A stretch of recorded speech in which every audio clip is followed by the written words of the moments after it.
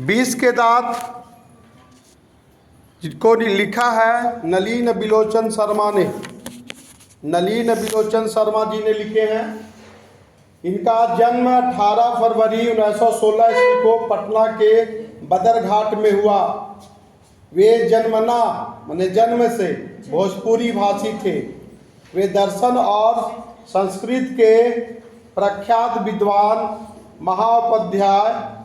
महामहोपाध्याय पंडित रामावतार शर्मा के ज्येष्ठ पुत्र थे।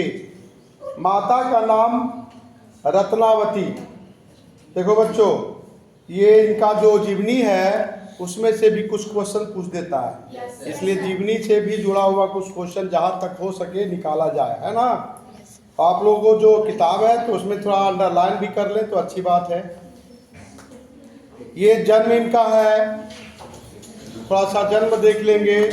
उसके बाद इसका जो है पिताजी का क्या नाम था, रामावतार शर्मा। कौन हो गया, रामावतार शर्मा। तो नलिन बिलोचन शर्मा इस लेखक हैं, नलिन बिलोचन शर्मा।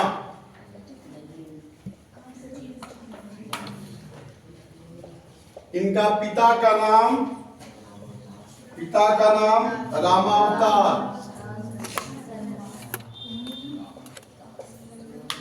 नलिन बिलोचन शर्मा जी का जन्म जो हुआ था 18 फरवरी,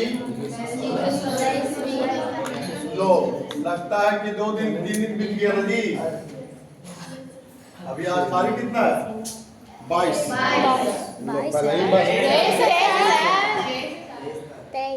तो वे दर्शन और संस्कृत के प्रख्यात पंडित थे। इनके पिता का नाम आप लोग जान गए, हाँ, पिता पिता जो है इनके व्यक्तित्व निर्माण में इनका महत्वपूर्ण स्थान रहा। उनकी स्कूल की पढ़ाई पटना कॉलेजिएट स्कूल से हुई। पटना विश्वविद्यालय से उन्होंने संस्कृत और हिंदी में एमए किया।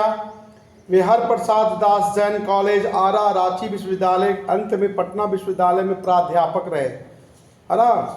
सन 1959 में वे पटना विश्वविद्यालय के हिंदी विभाग के अध्यक्ष रहे और मृत्यु पर्यंत, यानी कि जब तक न मृत्यु हो गई तब तक ये इस पद पर बनी रहे। हिंदी कविता में प्रपद्यवाद, ये क्वेश्चन ये पूछता है, हिंदी कविता में प्रपद्यवाद के प्रवर्तक कौन थे। प्रपद्यवाद, तो प्रवर्तक इसका जो है नलिन जी। प्रपद्यवाद के प्रवर्तक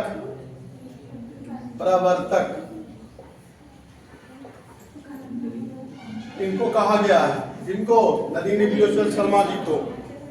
देखिए इनका दृष्टिकोण साहित्य का इतिहास, दर्शन, मानदंड, हिंदी उपन्यास, विशेषता प्रेमचंद साहित्य और आलोचनात्मक ग्रंथ 20 के दांत और 17 असंग्रहित पूर्व छोटी कहानियां संग्रह, केसरी कुमार नरेश के साथ काव्य संग्रह, नकेन के प्रपद्य और नकेन 2, है ना। इसमें जो है सदल मिश्र ग्रंथावली, अयोध्या प्रसाद क्षत्रिय स्मारक ग्रंथ, संत परंपरा साहित्य आदि संपादित ग्रंथ है।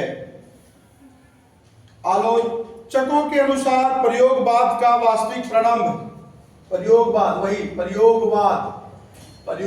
बोल लो, प्रपद्यवाद बोल लो, के प्रारंभ इन्होंने क्या किया। 2 शब्दों को याद रखेंगे, कभी कभी ऑब्जेक्टिव में दोनों शब्दों का यूज होता है। तो प्रपद्यवाद बोले या आपको प्रयोगवाद बोले, तो इसका जो है इनका पीछे जुड़ा हुआ है नलिन बिलोचन शर्मा जी से। आगे इन्होंने बतलाया कि आलोचना में हिंदी, आधुनिक हिंदी के समर्थक थे। वे कथ्य, शिल्प, भाषा और सभी स्तरों पर नवीनता के आग्रही लेखक थे। उन्होंने प्रायः परंपरागत दृष्टि और शैली का निषेध, आधुनिक दृष्टि का समर्थन, आलोचना की उनकी भाषा गठी हुई संकेतात्मक है। उन्होंने अनेक पुराने शब्दों को नया जीवन दिया जो आधुनिक साहित्य में पुनः प्रतिष्ठित हुए। यह कहानी 20 के दांत तथा अन्य कहानियां नामक कहानी संग्रह से ली गई है। ये ली गई है कहाँ से? विश्व की दात जो है लिया गया है कहानी संग्रह। इसका नाम है अन्य कहानियां। इसका पूरा हेडिंग है, यह कहानी विश्व के दात तथा अन्य कहानियां नामक अन्य कहानियां साथ साथ है। कहानियां नामक कहानी संग्रह से लिया गया। कहानी संग्रह, संग्रह का मतलब बहुत सारा कहानी जहां पर लिखे हैं। यह कहानी ध्यान से सुनिएगा,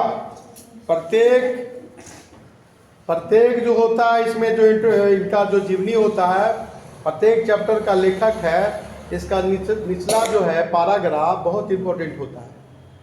इसी में एक प्रकार का कह सकते हैं गागर में सागर भरा हुआ। दैट मीन्स ये चैप्टर किस पर लिखा गया है, इस चैप्टर में किसकी बात होगी, ये विशेष रूप से यही नीचे वाला पैराग्राफ में प्रत्येक चैप्टर की बात कर रहा हूँ। इसमें नीचे वाला ग्राफ रहेगा मुख्य रूप से, इसमें ही सारी चैप्टर का सारी बातें यहाँ पे बतलाई जाएगी कि किस पर यहाँ पर ये कहानी फोकसित की गई है, केंद्रित है।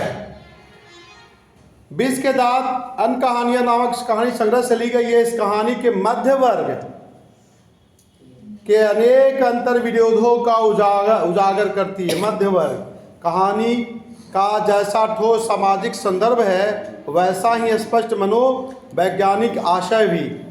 आर्थिक कारणों से मध्य वर्ग के भीतर एक और सेन साहब जैसों की एक श्रेणी उभरती है जो अपनी महत्वाकांक्षा और सफेद पोशी के भीतर लिंग भेद जैसे कुसंस्कार छिपाए हुए। कभी कभी होता है बेटा ज़्यादा अच्छा लगता है माता पिता को, बेटी नहीं, तो ये क्या हुआ, ये भावना गड़बड़ है, लिंग भेद की है। तो दूसरी ओर गिरधर जैसे नौकरी पेशा निम्न मध्यवर्गीय व्यक्ति की श्रेणी है जो अनेक तरह के थोपी गई बंदिशों के बीच भी अपने अस्तित्व की बहादुरी और साहस के साथ बचाए जाने के लिए संघर्षरत है। यह कहानी सामाजिक भेदभाव, लिंग भेद, आक्रामक स्वार्थ की छाया में पलते हुए प्यार दुलार के कुपरिणामों का ये उभरती हुई सामाजिक समानता और मानवाधिकार की महत्वपूर्ण वानगी पेश करती है।